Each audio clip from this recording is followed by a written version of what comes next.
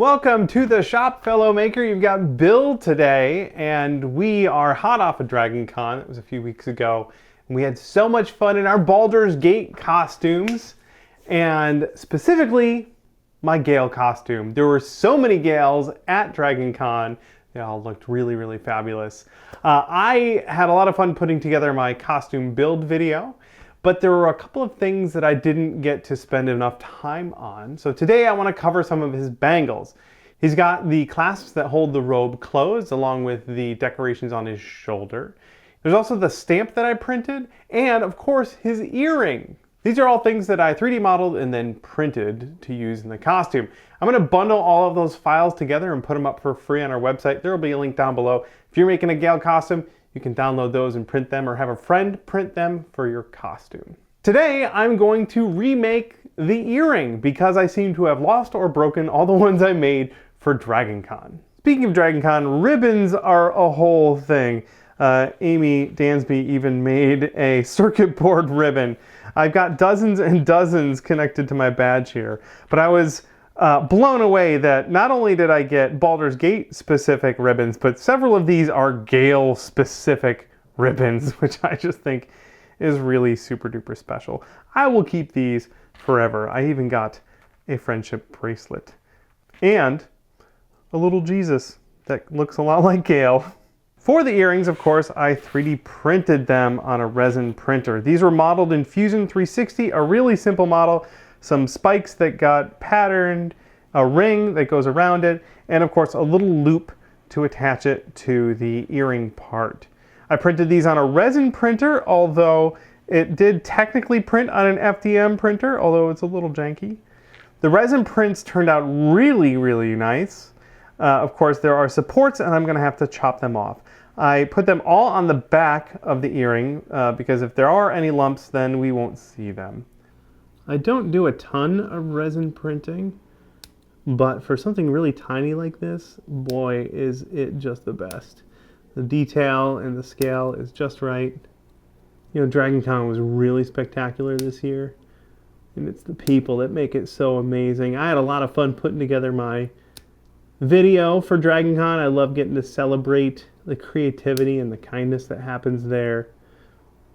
I remember it used to be we'd get home from Dragon Con and patiently wait days until the Beatdown Boogie video would come out. We get to see all of our friends playing dress up in Atlanta. And I'm just trying to keep that spirit alive. So thank you everyone who participated in my Dragon Con video, all my friends who showed up and were awesome. It's always a treat. I got the support material removed. There's still some little bumps here. Again, this is on the back, so I'm not too worried about it. But I can go in and do a little bit of cleanup. And then also, my hole, the hole for the earring attachment, looks like a little bit of resin got in there. So I'll see if I can, yeah, there we go. Just drill that out carefully. My original model, this part was really weak and it snapped on a bunch of them. So I made this a little bit thicker. So the one you print should be a lot more durable. I made 4 of these for my costume because I figured I would lose or break them. And I did. I lost and broke all 4 of them. But this is such a tiny amount of resin. It's not that big a deal. So I'm just going to go in and clean this up a tiny bit, and then we will seal this to make it nice and smooth for painting.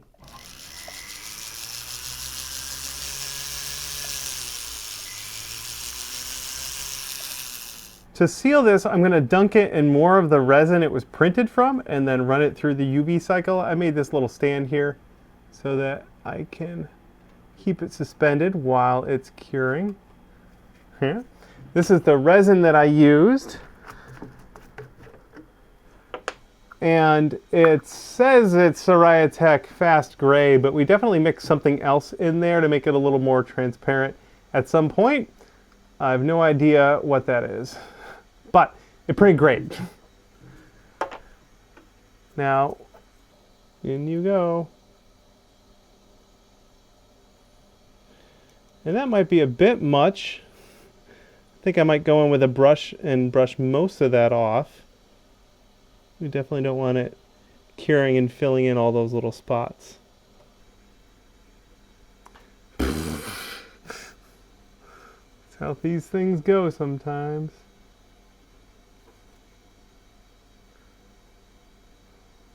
Just want a thin layer to seal everything and fill in those very fine but still there layer lines. This will help us get a really nice glossy surface, which is going to help a lot when we go to paint this thing. Now we can put it in the curing station and give it a zap for like 5 minutes.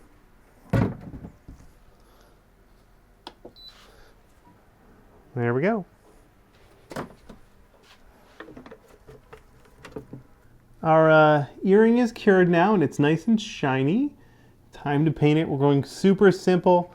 We have a gloss base coat, we have a silvery color, and then a clear top coat. We're going to do all that with the airbrush.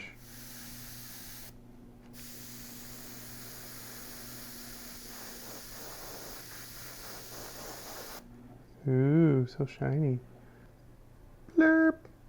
That's all we need.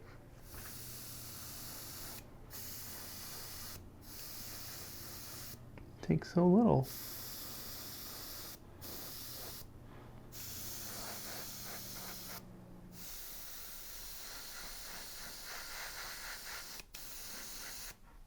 While that's drying, we can take a look at the clip-on earrings that I use. These are just something I found on Amazon. They have a few different colors. I just went with the silver ones.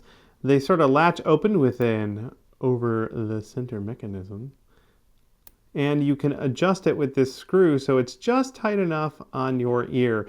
I found if it's too tight, it will start to hurt after a while. If it's too loose, it'll fall right off. So you can adjust it until it fits you just right. I bet you could even put some glue in there to hold it, and maybe even snip the back of it off once you've got it exactly how you like it. They also come with these little rubber bumpers for comfort, if that's something you think you need. And I bought a lot of these. So for just a couple bucks, I think I have a lifetime supply here. With the little loop that's on there, we can attach it to our homemade earring with a bit of wire. Here's our earring all dry and ready to go. And I just need to make a little jump ring to connect it to our clip-on earring. I'll just make a loop with this pair of pliers here. Our little jump ring will give it a little opening so we can put our stuff on it.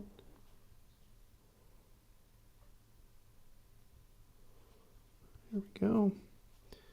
And then this goes like that. I want to make sure it's going to hang.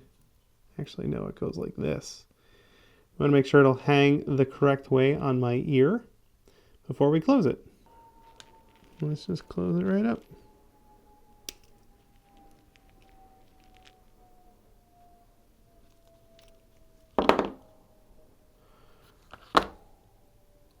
What did I get all over my hand? There we go. That is our little earring, and it's ready to go on my ear and complete the Gale cosplay. Now I can just open the clasp, position it over my earlobe, and close it on there. And that'll stay.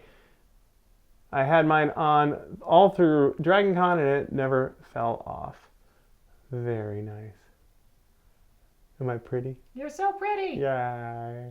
That'll wrap this up. Again, the files are available for free. We'll have a link down below where you can go get those if you are putting together your own Gale costume. In fact, if you are, I want to see it.